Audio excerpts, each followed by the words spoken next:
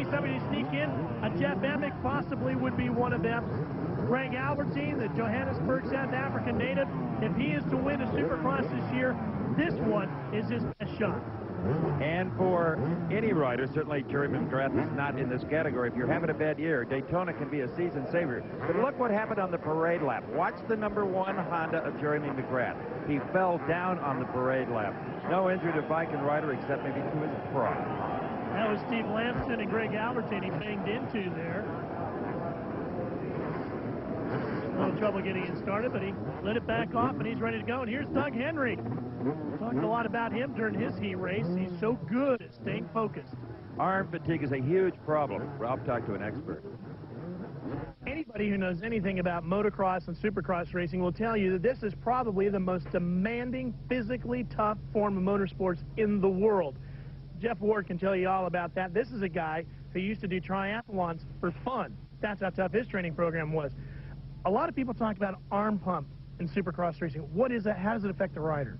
Well, it affects the rider in a number of ways. It's usually from probably a lack of riding during the week or just not getting warmed up before you go out. It's what happens is when you're riding and you're using throttle and front brake and clutch and stuff, and the blood comes in the arm a lot quicker than the body can take, and it's kind of familiarize with something. It's like playing a video game and you're tapping something real long and the blood comes in and you can't move your hand as quick, and it just causes problems on moving around the bike and being able to control the throttle and the brakes to the best you can. It just makes it real awkward and the rider doesn't ride fluid. So stay loose is what Jeff Ward is saying, but that's pretty difficult to do in front of about 40,000 people on national television. This AMA official will unleash the gate, and we have a start. It is Rush Minute in Daytona. Oh, McGrath is down. Jeremy McGrath, the #1 rider, is down. John Dowd, it appeared, had a problem in front of him, and Jeremy had nowhere to go. He's back on the bike. This could make it very interesting. Let's have another look at exactly what happened to the man leading the Supercross points. Dowd really had a problem. Look at it in endo right here, and his motorcycle knocks McGrath down. Albertine gets hard on the brakes, slides through, as do the rest of the riders. Both riders are able to get up. Here's another look at it as it comes right into your living room. This is a terrifying moment for a motocross rider. The rest of the field may use you for traction. Your own bike may attack you. You see, Jeremy McGrath got hit in the head by Jeff Emig's knee even. It is a real scary moment in there because there are bikes and bodies flying everywhere. But Mike Craig has emerged as the leader, just as he did in heat #3. The Honda flying over the start-finish jump. Looking strong early on. And this is another reason why you want a brilliant start. You want to be ahead of that kind of an accident. You don't want to get into somebody else's problems, as Jeremy McGrath did. You saw Ezra Lusk bobble through the whoops. That opened the door for Doug Henry. He slid by, took over second place. So Lusk now will have to repass him. We saw a great ride out of Ezra here last year in the 125 division. So anything is possible for Ezra Lusk. Let me tell you what a disaster that was for Jeremy McGrath. The #1 plate, he's up and he's charging, but he's in 21st place, chasing Damon Hoffman on the #12 and Kyle Lewis on 15. All eyes will be on Jeremy McGrath. But back up front, a tremendous start has put Mike Craig, #19, out in front here at Daytona. But Doug Henry would really like to make a move now, assert himself early on, get that lead, not be faced with any roost of dirt of anybody else back wheel, at least until he got into lap traffic. Look at Doug. Whoa! And he's got the lead right there, Steve. He uses the outside berm, shoots around, and takes over the lead. If you can get out front and stretch out a lead, things will definitely play into your advantage. Doug Henry is the leader of the Daytona Supercross by Honda. We'll be back with more from the main event at Daytona.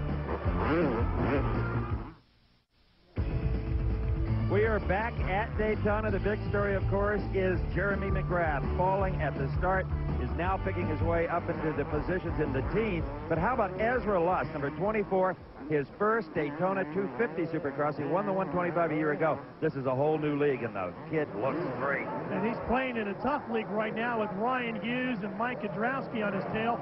Back up front here, you see Doug Henry around Mike Craig. saw that just as we went to the break. There's Ezra Lusk. There's Kudrowski getting around Ryan Hughes now. And the motocross kid is starting to work his way through the field.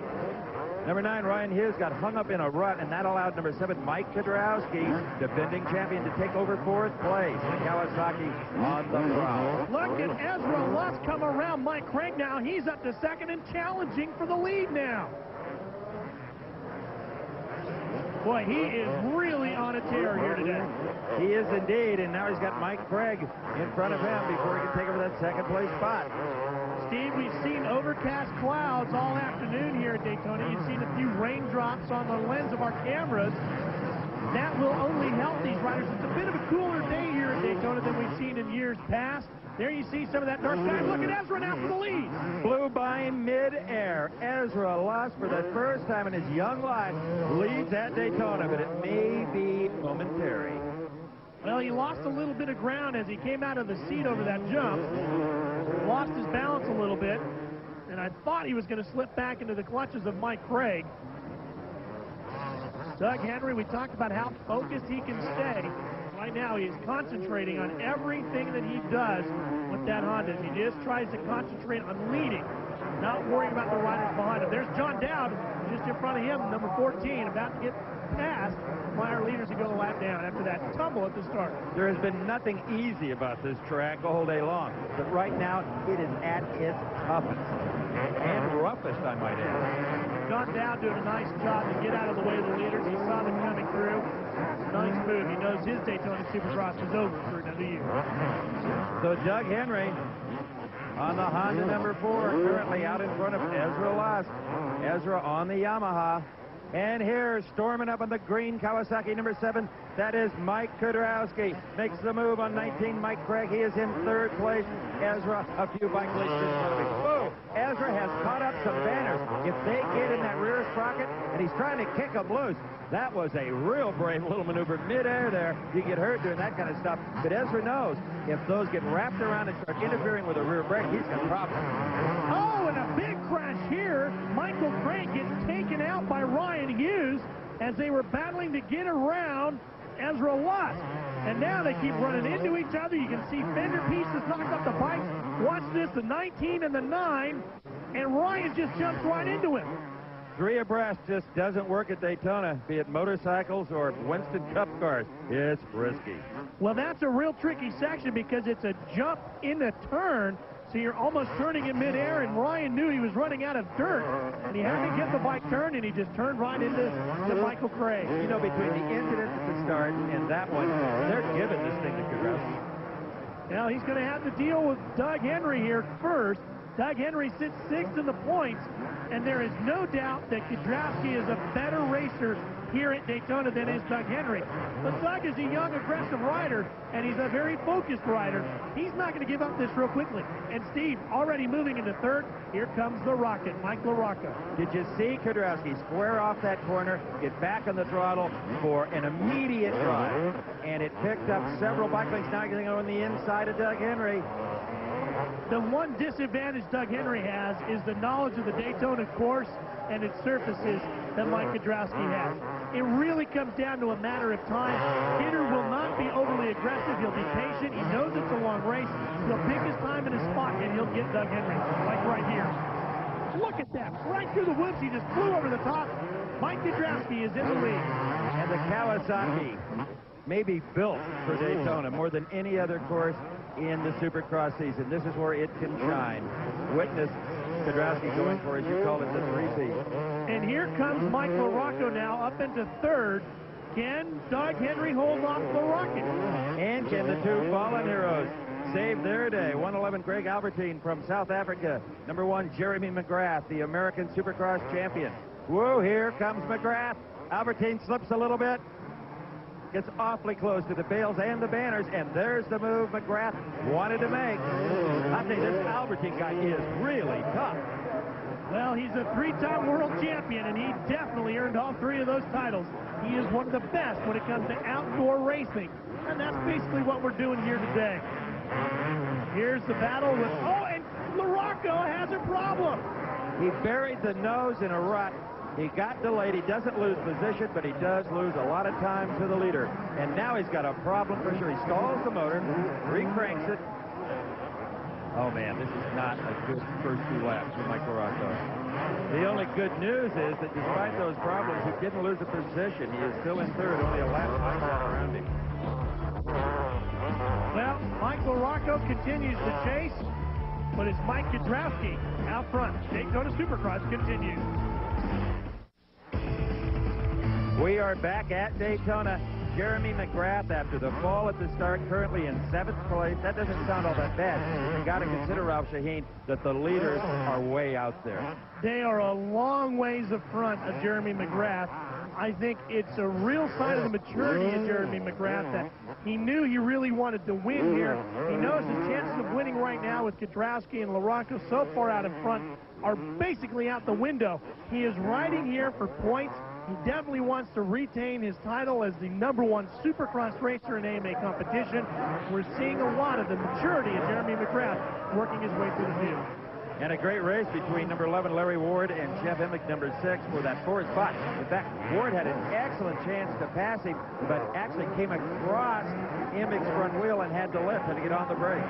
Yeah, he really locked up the binders and let Jeff Emmick continue. As we said, Larry Ward's been at this for a long time, even though he's only 24 years of age. Tremendous amount of experience. He'll be patient. He's riding better than we've seen in the last few years.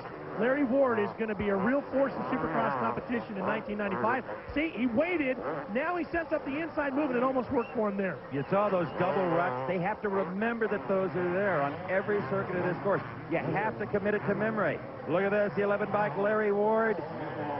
Poetry in motion. A cliche, but it fits. His timing on the jump is exquisite. Some real formation flying there, wasn't it? Here comes Kidder through the whoops. Look how he works through there. We talked about making the body a spring. Let your body be another shock absorber as he flows by the pit area where all the mechanics, Brian Lunas, his tuner, will hold out the pit board, let him know where the competition is, and Kidder will try to find a pace that works for him, that's comfortable, and he'll try to drive the rest of the competition into the ground today. All right, let's have a look at the race for the 2nd spot. Mike LaRocco, he's had a lot of obstacles in his way, but he keeps overcoming them. The number 2 bike, Doug Henry, who led for a while, continuing to try to keep pace with LaRocco. Well, LaRocco has gotten around Henry now for 2nd. 3 things have been factors against Mike LaRocco in his career. 1, a poor start.